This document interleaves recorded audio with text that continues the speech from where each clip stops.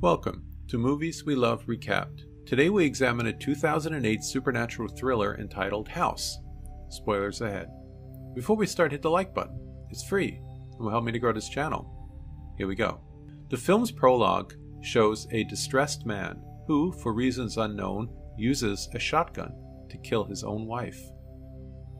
As the main story begins, we meet Jack and Stephanie, a young couple who argue frequently and find themselves lost while driving on a remote, wooded Alabama road. It becomes clear that they are en route to see a marriage counselor. Upon receiving incorrect directions from a state trooper, Officer Lawdale, Jack and Stephanie's vehicle collides with a cluster of spiked metal debris that Jack dismisses as discarded scrap. Another car has also suffered the same damage, yet its passengers are absent. Left with no other option but to travel on foot, the couple stumbles upon the ancient and creepy Wayside Inn and attempts to contact help. Within the inn, they encounter Leslie and Randy, an engaged couple who also fell victim to the spiked metal debris. Due to the phone lines being out of order, both pairs are compelled to lodge at the inn, which is overseen by the peculiar proprietor Betty, her oddball son Pete, and the scruffy caretaker Stuart. Following an uncomfortable dinner where tensions run high and personalities clash, Stephanie, clearly upset, tries to flee the inn. Upon opening the front door, we meet the infamous local legend known as the Tin Man, armed with a shotgun. In a panic, the inn staff begin locking all the doors and windows. The Tin Man attempts to break into the Wayside Inn, but the staff manages to keep him locked out. In response, the Tin Man drops an ominous message, written on a tin can, down the chimney, stating that he will murder everyone inside the inn unless they offer him a sacrifice by sunrise. According to legend, the Tin Man only goes after the guilty. Stuart arms himself with a shotgun and begins roughing up Randy. The staff, convinced that the guests are responsible for attracting the Tin Man's attention, try to trap them in a refrigerated meat locker. Suddenly, Jack grabs the shotgun and Randy tries for the hatchet, but Betty gets it first. An intense physical altercation ensues as the two couples fight for their lives.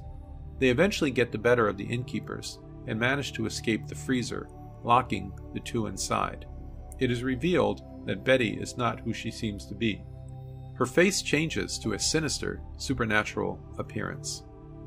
Leslie, terrified by the circumstances, is suddenly grabbed by creepy Pete. She is dragged away screaming. Stephanie attempts to open the front doors, but they are padlocked shut. Water begins pouring in under the doors. She runs and hides inside a closet, and here begins the supernatural terror. The house assaults them with terrifying visions involving their worst memories. For Jack and Stephanie, the visions involve their daughter, who died after falling through the ice in a skating accident. Stephanie sees her daughter under the ice and then falls through it herself.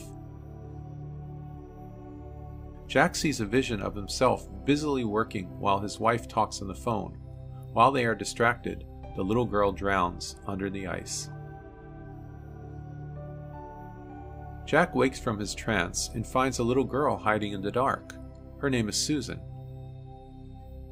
She's being held captive by the innkeepers and warns Jack that the Tin Man will find them if they don't keep moving. For Randy, the visions involve his abusive father. He relives a deer hunting trip. His father hits him and belittles him because he misses his shot. Out of anger, he shoots his own father dead. For Leslie, the visions involve an uncle named Pete who abused her when she was a little girl. He would give her presents of delicious pie to keep her quiet. Suddenly, creepy Pete from the inn enters into her dream state. He calls her a sinner, but also wants to marry her. Jack bursts into the room and saves Leslie. He almost beats Pete to death with a candlestick. Next, we see Randy searching through a sunken cellar with a shotgun. There was a voice in his head saying, "Jack will kill you unless you kill him first." Suddenly, Randy sees Stuart and shoots him dead. Black smoke pours from his wounds. Next, Randy stumbles upon Stephanie, and the two try to find their way out. Randy discovers a trap door to freedom, but it's a dead end. Finally, the four are reunited together, but the stress is too much.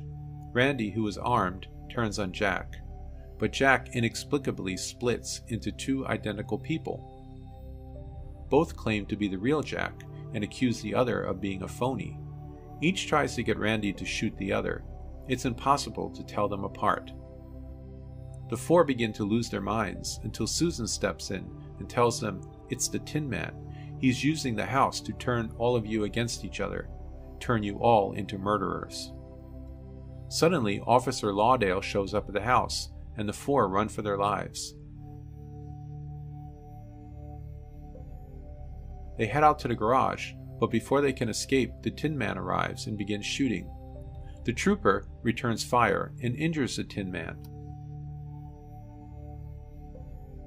They unmask the Tin Man and realize it's the same man from the prologue. But in reality, Officer Lauderdale is working with the staff from the Wayside Inn. He orders them all back inside the inn. The four are strapped to chairs, and each is taunted. They must choose one of themselves to be killed. The Tin Man finally unmasks himself. Susan tells them not to listen to him, that he is a liar. Randy breaks free of his bindings and takes the gun. He decides to turn the gun on Susan, with Leslie yelling, "Kill her, kill her!" Jack hits the table Randy is standing on, and the shot is deflected. Leslie grabs a knife and accidentally stabs Randy after seeing a hallucination of her uncle.